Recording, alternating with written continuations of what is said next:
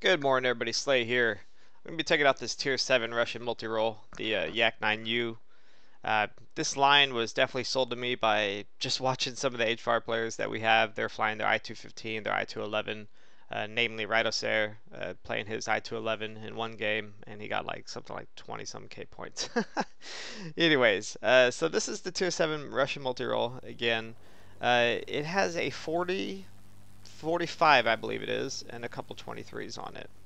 And man, when that 45 hits, it just decimates the world. It's kind of like firing a Death Star on a slightly maneuverable fighter, as you just saw there. Usually you can one-shot these P-40s. Even if you just clip an aircraft, you're going to be taking off most of their HP, which is pretty insane. So one thing you'll see in this video, you'll see a lot of misses, but you'll see some pretty amazing hits. And you know, when this thing hits, like I was saying, it does that. It just makes things disappear. But one thing that I like about this line is it takes huge firepower and it puts it on decent maneuverability. One drawback to this plane and possibly this whole line, from what I've heard, is the speed is just not there. Especially at like tier 8 through 10, the speed is, yeah, it's very slow. You'll see later on in this game, I demonstrate the slow speed of this aircraft. But if you could do something like what I'm about to do, and just kind of loiter over an aircraft, I'm flying right now with a Desert from HFAR. He's an IL-10. I'm in this aircraft, so I know he's going to go around capping everything, and I just need to defend and keep our respawn timer low. And that's where this plane kind of excels. You know, it's not a turn fighter by any means. It's not an A7M. But it doesn't even matter, because if you hit an A7M or anybody in a head-on, or even get that initial shot on them, you're going to crit most of their modules off, and they're going to be in a bad place.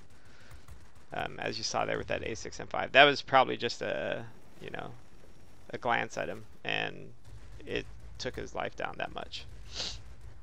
So once I get my bearings straight, there you go. One shot that P40 almost. It's not the most hit points on an aircraft by any means, but it's pretty strong for a multi-role. It's not bad. It's just an all-around fun fighter to play. It's probably the pinnacle of the line at tier 7. I would say, you know, there's a couple carry planes in this game, and this is definitely a plane that can carry a match. I mean, you're just looking at what you can do there. You just make things disappear. But with anything, you know, just like my TA, if you have a bad game in it and you miss all your shots, you're going to have a bad game. But if you hit all your shots, yeah, you're going to just enjoy the crap out of this plane. So I definitely recommend going at least down to this plane in the line. If you get to this point and you realize, okay, I'm not really interested in going further, no skin off your back, to be honest with you, because this is definitely a good plane to keep. The Su-9, I've heard mixed reviews on it. I've definitely heard that it's comparable to the TA-183, but one thing I like about the TA-183 is it's got that speed, it has that altitude performance, and it only has the 30s. I'm not a huge fan of sharing, you know, smaller caliber like cannons with a big cannon like that, such as like the MiG line, etc. P-39. A lot of people love the P-39, the Aerocobra. I've just never been a fan. It's just not for me. I find myself, you know, not being able to keep track of, you know, the overheating of the big gun compared to the small guns, etc. But I've definitely gotten a lot better over it in the last couple months, for sure. When I first started this game, I was crap when it came to that. But if you look here, if you just take calculated shots and you don't hold down your trigger, you just fire every now and then, you're going to go a long way in this aircraft, for sure. And the typical targets you want to hunt are things like this, like these A6M5s, whatnot. You want to go after these aircraft because they're going to be easily crit, they're going to be very slow, and you're going to have no problem taking them out, for sure. Some things you want to avoid facing in this aircraft if you can are obviously most heavy fighters. They're going to be able to boom and zoom on you. If a turner gets behind you, yeah, it's going to be bad. Notably like the Spitfire or whatnot. If that plane gets behind you, good luck. It's just not going to happen. And then obviously in a tier 8 match, you're not going to enjoy this plane nowhere near as much as facing like tier 6s and tier 7s, that's for sure. But I've had games in tier 8 matches where I've come out on top no problem. and I've definitely survived many head-ons with tier 8 aircraft. I one-shot a couple of them myself on a head-on. So, but back to this game, we have the middle and we have our command center, and now it's just kind of sustaining at this point. Squall's coming in 2 minutes. I see the bomber flight, and this is kind of where I make my misplay in this game. No Slay videos without some misplays, that's for sure.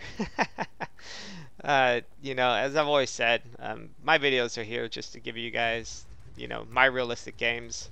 I'm not here to play 10,000 games until I get one that's amazing and show it off. Because let's be real, you know, when you play this game, you don't have that. My average score as a player is, you know, just over 9,000. Um, no memes, no pun intended there.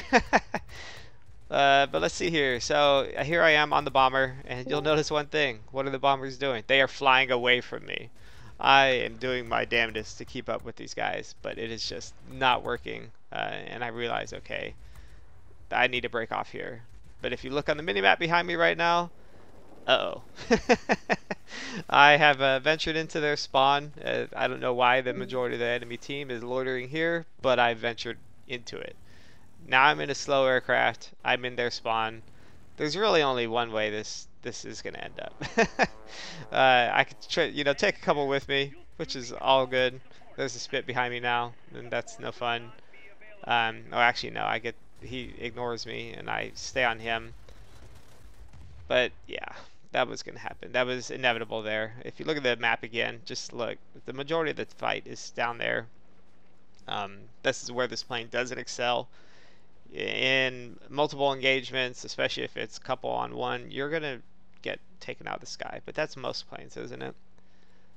But anyways, seems like a forever respawn. You know what I mean? Like, let's talk game modes real quick. So they just had the attrition invasion game mode. Me and DM were just kind of joking around last night, and you know, the fact that the airfield reduces the spawn time on your respawns, etc.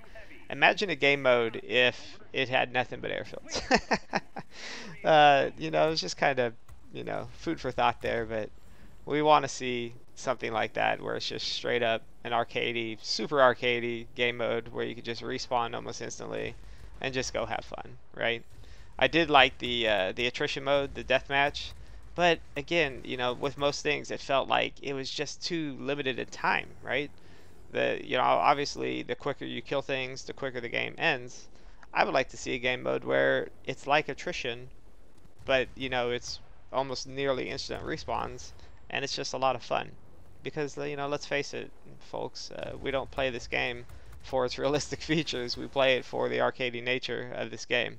If we played it for realism, we'd play you know, a lot more historical accurate games that are out there. Not going to say any by name, because obviously it's a direct competitor to this game. But I play this game because it's casual, and you know, I have a life, and you know, that's just the realism of it.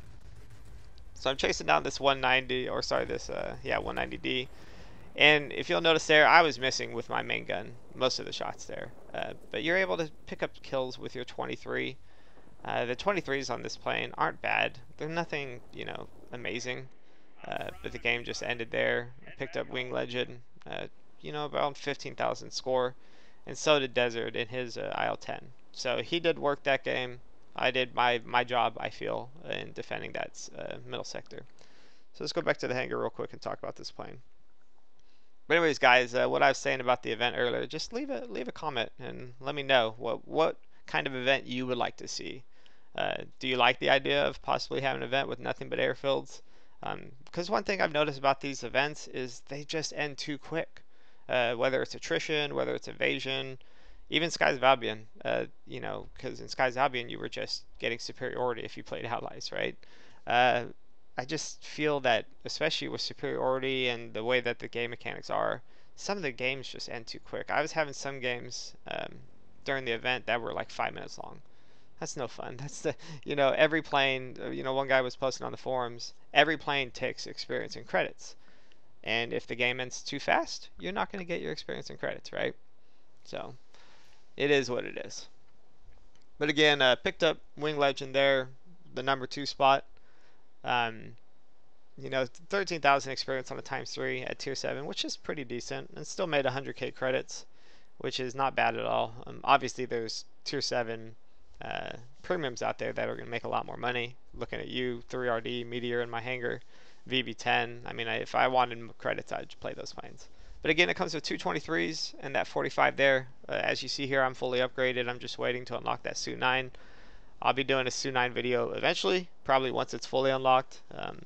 I do like to do vanilla videos every now and then, but you know, you never know what to expect with the Su-9, to be honest with you. But anyways, guys, that was the Yak 9U. I do appreciate you watching, and you guys have a good day. Take care.